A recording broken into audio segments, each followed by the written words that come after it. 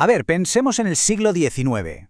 Fue una época de cambios, brutales. Una auténtica locura de transformaciones tan enormes que en el fondo fue como la fábrica donde se construyó el mundo que conocemos hoy. Hablamos de ferrocarriles, de revoluciones, de ideas que lo ponían todo patas arriba. Pero, ¿quién movía los hilos de todo esto? Pues esa es la pregunta del millón que vamos a intentar responder. Porque las ideas, las estructuras y hasta las tensiones que nacieron en ese siglo siguen definiendo hoy en día nuestra política, nuestra sociedad y hasta nuestra forma de ver las cosas. Mirad esta imagen, porque lo resume todo perfectamente. A la izquierda tenemos el viejo mundo, el de la aristocracia, el del poder que se hereda de padres a hijos. Y a la derecha, bueno, ahí están los nuevos protagonistas. Una nueva clase social con mucha ambición, con ideas nuevas y sobre todo con muchas ganas de cambiar las reglas del juego. Vale, vamos a meternos de lleno en esto. Porque la clave para entender el siglo XIX, de verdad, es conocer a este grupo, la burguesía. Ellos fueron los personajes principales, los que se subieron al escenario de la historia y lo cambiaron todo. Pero, ¿quiénes eran esta gente exactamente? Pues ojo, no eran todos iguales, ¿eh? Había de todo, desde banqueros riquísimos y dueños de fábricas hasta médicos, abogados o ingenieros. Lo que les unía a todos es que su poder no venía de un apellido noble, sino de su trabajo, de su esfuerzo y de su dinero. Y claro, esta nueva clase vino con su propio manual de instrucciones para la vida, con sus propios valores. Creían a pies juntillas en el trabajo duro, en el mérito personal. La familia era el centro de todo y la propiedad privada era sagrada. Estas ideas poco a poco se convirtieron en el modelo a seguir por toda la sociedad. Y aquí lo vemos en acción. La burguesía era, sobre todo, gente de ciudad. Ciudades como Viena, París o Londres eran su ecosistema. Eran el motor que movía la economía y la cultura, los que llenaban los teatros, los cafés y las nuevas y elegantes avenidas. Pero es que no se quedaron solo en cambiar la economía o la cultura. Que va, para que esos nuevos valores funcionaran y estuvieran protegidos, necesitaban, digamos, un nuevo sistema operativo para la política, un nuevo software para el mundo que estaban construyendo. Y lo encontraron en dos ideas increíblemente potentes. Y esa primera gran idea fue el liberalismo. Suena palabra, pero la idea central es súper sencilla. Lo más importante es la libertad de cada persona. Para la burguesía era la idea perfecta. Si el progreso viene del esfuerzo de cada uno, el Estado no debe meterse mucho, sino simplemente proteger los derechos y la propiedad. Y ojo, que esto no se quedó en los libros, para nada. El liberalismo fue la gasolina de las grandes revoluciones de la época. Este cuadro tan famoso de Delacroix, La libertad guiando al pueblo, captura a la perfección esa energía, esa fuerza explosiva que quería derribar las viejas monarquías absolutas.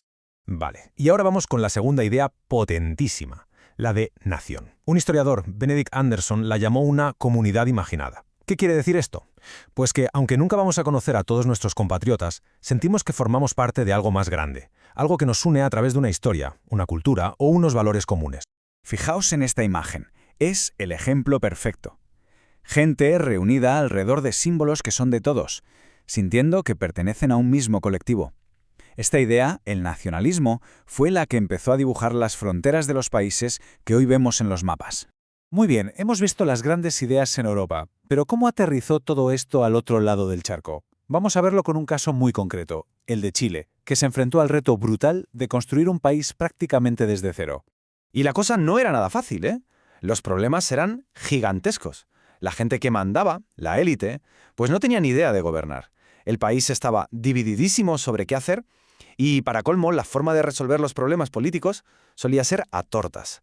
Un desafío mayúsculo, vamos. Para que nos hagamos una idea del lío, este era el panorama político. Por un lado estaban los pelucones, que eran conservadores y querían orden y un gobierno fuerte. En el otro extremo, los pipiolos, que eran liberales y pedían más libertades. Y por si fuera poco, también estaban los federalistas y los estanqueros, cada uno con su propia receta para el país. Un jaleo, vaya. Y para entender qué idea acabó ganando, hay que escuchar esta frase de Diego Portales, una figura clave de la época. Para él, en medio de tanto caos, la democracia era un absurdo. Lo que hacía falta, según él, era un gobierno fuerte, autoritario, que metiera en vereda a todo el mundo y pusiera orden. Y así fue, tal cual. Los conservadores ganaron la Guerra Civil de 1830 y pusieron su plan en marcha.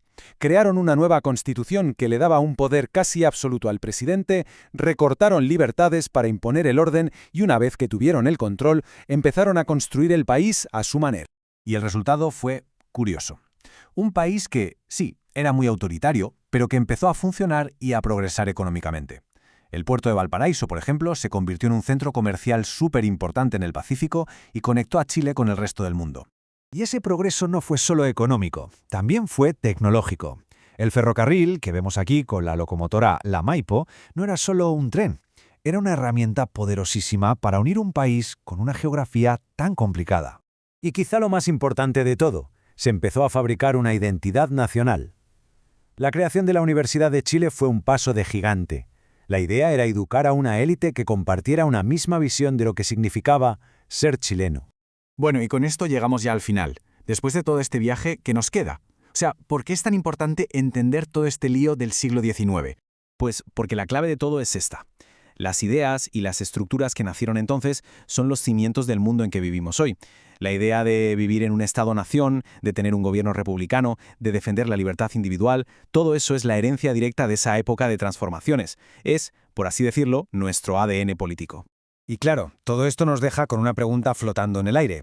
Si la nación es, como decíamos, una comunidad imaginada, una historia que nos contamos a nosotros mismos para poder vivir juntos, la gran pregunta para nuestro tiempo es, ¿qué historia queremos imaginar y construir a partir de ahora?